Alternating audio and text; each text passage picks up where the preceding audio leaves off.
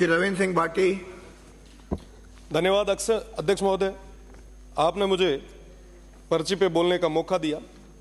निवेदन करना चाहूँगा कि भारत और पाकिस्तान की सीमा पे कई सारे धर्म के बड़े केंद्र हैं, जिनमें से ख्याड़ा मठ अपने आप में बहुत बड़ी एक जगह रखता है।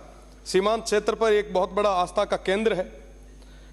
भील समाज से आने वाले ख्याल जी ने उस समय जमीन उपहार के स्वरूप रत्ताकोट से आए महाराज सहजनाथ जी को उपहार के स्वरूप दी थी, और जिसके फलस्वरूप ख्याड़ा मठ स्थापित हुआ।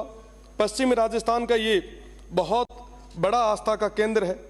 मेरा निवेदन है प्रदेश की सरकार से, कल शिवरात्रि भी है, आप बड़ी घोषणा इन जो आस्था का बहुत बड़ा केंद्र रखने वाले ऐसे जो मठ हैं उनके लिए आप कोई बड़ी घोषणा करें।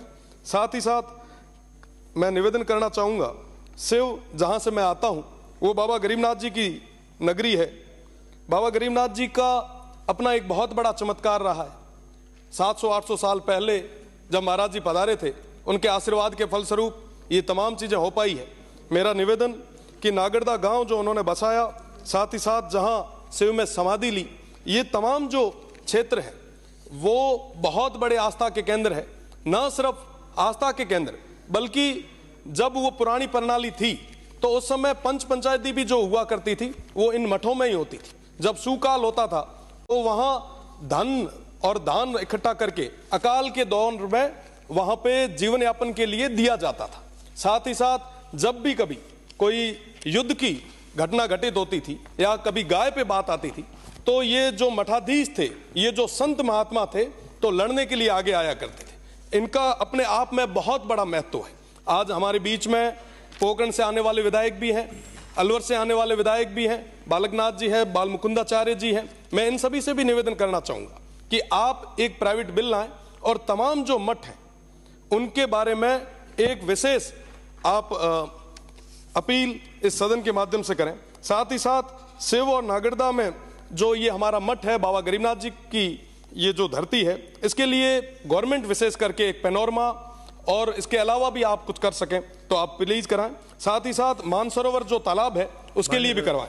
मैं साथ ही साथ अध्यक्ष महोदय, चंचल प्रयाग मठ है हमारे बाड़मेर का एक बहुत बड़ा मठ है जिससे लाखों करोड़ों लोगों की आस्था जुड़ी है।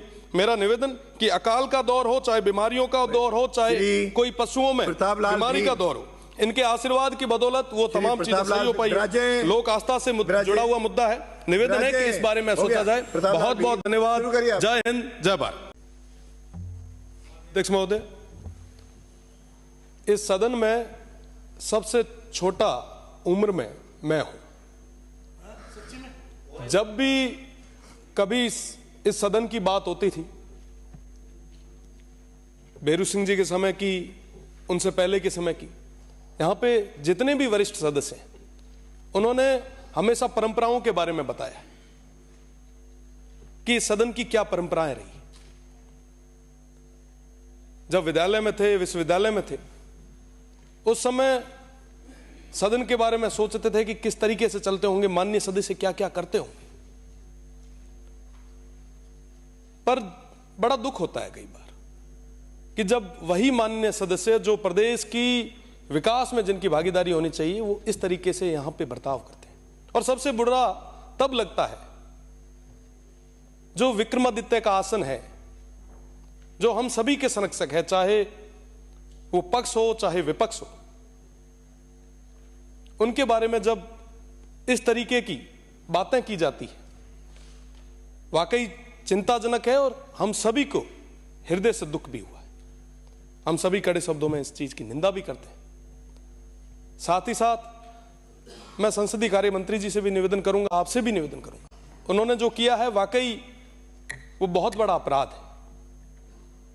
पर आप बड़ा दिल रखें, बड़ा मन दिखाएं और इस सदन को आगे चलाएं ताकि इस प्रदेश की 8 करोड़ जनता का कुछ भला हो सके। बहुत बहुत धन्यवाद।